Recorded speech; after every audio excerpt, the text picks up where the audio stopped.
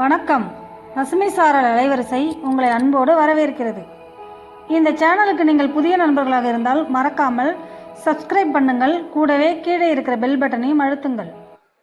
அதே மாதிரி பெரும்பாலான இடங்கள்ல பயிர்கள் இல்லாத, அதாவது ஆழ்துளை கிணறு இருந்தும் பயிர்கள் இல்லாத சூழ்நிலை இருக்கு. இந்த மாதிரி சூழ்நிலைய அடுத்த வருடமும் தொடரும் அப்படின்னு சொல்லி இருக்கக்கூடிய இந்த எல்னினோ தாக்கத்துல அடுத்த வருடமும் தொடரும் சொல்லி இருக்கக்கூடிய இந்த எல்னினோ தாக்கத்துல இந்த வருஷத்துல நம்ம சுதாரிக்கிறதுக்கு ஒரு சில சின்ன சின்ன காரியங்கள் நம்ம செய்து ஆகணும். அதுல முக்கியமானது என்னன்னா, டெல்டா மாவட்டங்களோட மேட்டு பகுதி மாவட்டங்கள், அதாவது திருச்சி, தஞ்சாவூர், அரியலூர், பெரம்பலூர், கடலூரோட மேட்டு பகுதி, அதே மாதிரி புதுக்கோட்டையோட வடக்கு பகுதியில் இருக்கக்கூடிய முக்கியமான தாலுகாக்கள். இந்த தாலுகாக்கள் எல்லாம் முடிந்த வரையில இப்ப அரசாங்கம் ஒரு 500 இலவசமா பண்ணைக்குட்டை தோன்றதுக்கு திட்டம் கொடுத்திருக்காங்க. உடனடியா வரும்.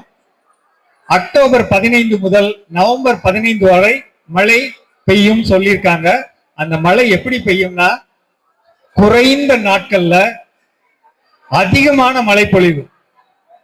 அப்படின்னா என்னன்னா, நிறைய மழை பெய்யும் போது வேகமான மண்ணரிப்பு இருக்கும் போது இவ்வளவு நாள் நம்ம கட்டி காத்து சேமிச்சு வச்ச நிலத்துல தேக்கி வச்சிருந்த கரிம பொருள், அங்கக கரிமம், அதுவும் சத்துக்களும் அடிச்சுட்டு போய் நம்ம அடுத்த வருஷம் சம்பாவோ, இந்த வருஷம் சம்பாவோ அல்லது அடுத்த வருஷம் சம்பாவோ புதுசா ஆரம்பிக்கிற மாதிரி ஒரு சூழ்நிலை உருவாகுது.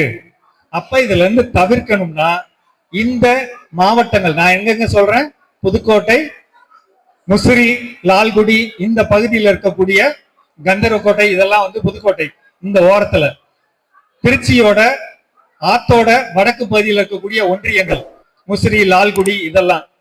அதே மாதிரி அரியலூர் 3 ஒன்றியங்களும் 3 தாலுகாக்களும், அதே மாதிரி கடலூர், இங்கேயுமே வந்து நாகப்பட்டினம், திருவாரூர், மயிலாடுதுறை, தஞ்சாவூர், இந்த மாவட்டங்கள்ல 3 எண்ணிக்கையிலான தாலுகாக்கள் மணல் சார்ந்ததா இருக்கு. இந்த மணல் சார்ந்ததுல 500 பண்ணைக்குட்டைகள்ல இந்த மாவட்டங்கள்ல ஒதுக்கீடு செய்யப்படும் பண்ணைக்குட்டைகள் தயவு செய்து முன்கூட்டியே ஆய்வு செய்து எந்த இடத்துல போடணும்னு முடிவு பண்ணி நம்ம பண்ணைக்குட்டை தோண்டிக்கணும். இது என்ன செய்யும் அப்படின்னா, பெய்யக்கூடிய மழை தண்ணீரை நிறைய சேமிக்கிறப்ப பூமிக்குள்ள இறங்கி இப்ப வறண்டு போயிருக்கக்கூடிய நீர் தாங்கிகள்ல நீர் செறிவை உண்டு பண்ண மிகப்பெரிய வாய்ப்பு இருக்கு. களிமண் நிலங்கள்ல தண்ணி நின்னாலும் இறங்காது. அதனால மணல் சார்ந்த நிலங்கள்ல மழை நீர் சேகரிப்பை ஏற்படுத்தி தேக்கி நிக்க வச்சு பூமியில இறக்குனா தான் இனிமேல் நம்ம போர் போட்டா கூட தண்ணி வரும். தயவு செய்து இத இந்த கூட்டத்துல வந்திருக்கிறவங்க மிக சொற்பமான பேர். அவங்களுடைய பகுதியில் இருக்கக்கூடிய விவசாயிகளுக்கு இப்பவே இந்த செய்தியை சொல்லி, எந்த இடத்துல மணல் சார்ந்த நிலம் இருக்கு, 3 ஏக்கர் அதுக்கு மேல இடம் இருக்கிறவங்க எந்த நிலம், அதுல எங்க பண்ணைக்குட்டை போடலாம் அப்படிங்கிறத இப்பவே தேர்ந்தெடுத்து அக்டோபர் 15ஆம் தேதிக்குள்ள தோண்டிக்கணுங்கிறது என்னுடைய முதல் செய்தி. இரண்டாவது செய்தி, முடிஞ்ச வரையிலும் அடுத்த சம்பாக்கு நீங்க தொடங்குறதுக்கு முன்னாடி மண்ணை முன்கூட்டியே உழுது இந்த வெயில்ல கொஞ்சம் காய விடுங்க. அதிகமான அழுகல் தன்மையும் வைரஸ் நோய் கிருமிகளும் வண்டுகளும் புழுக்களும் சேமிச்ச இடமா இருக்குது. அது இந்த நெல் போடாத நேரத்துல இதோடைய தாக்கம் இன்னும் கொஞ்சம் அதிகமா இருக்கும். இது இல்லாம போறதுக்காக நிலத்தை மேல் நோக்கி உழுது மண்ணை வெளியில கொண்டுட்டு வந்து வெயில்ல படுற மாதிரி பண்ணி வச்சுக்கிட்டோம்னா அடுத்து வரக்கூடிய காலத்துல நோய்கள் இல்லாத ஒரு பயிர்னாலும் உருப்படியான பயிர் எடுக்க பெரிய வாய்ப்பு இருக்கு. மூன்றாவது, முறையான விதை நெல், தரமான விதை நெல்ல சும்மா இருக்கக்கூடிய காலங்கள்ல தேர்ந்தெடுக்கலாம்.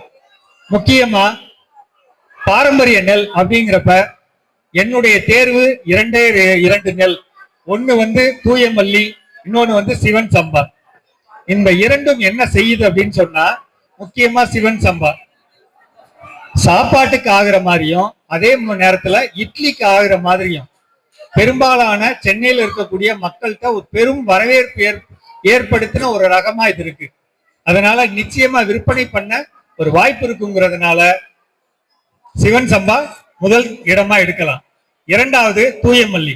இது ரெண்டுலயும் என்ன அட்வான்டேஜ் சிறப்பு அப்படின்னு சொன்னா, நம்மளுடைய வீட்டுல இருக்க பெண்களும் குழந்தைகளும் சன்னமா இருக்கிறதுனால பொன்னி அரிசி மாதிரியே சாப்பிட வாய்ப்பு இருக்கு. அதுவும் நம்ம பாரம்பரியமா வளர்க்கிறோம், ஒரு சத்தான பொருளை கொடுக்கிறோங்கிறப்ப நிச்சயம் இது விற்பனையோட வெற்றி அடைய மிகப்பெரிய வாய்ப்பு இருக்குங்க. இந்த 2 ரகத்திற்கு கொஞ்சம் கூடுதல் கவனம் கொடுக்கலாம்.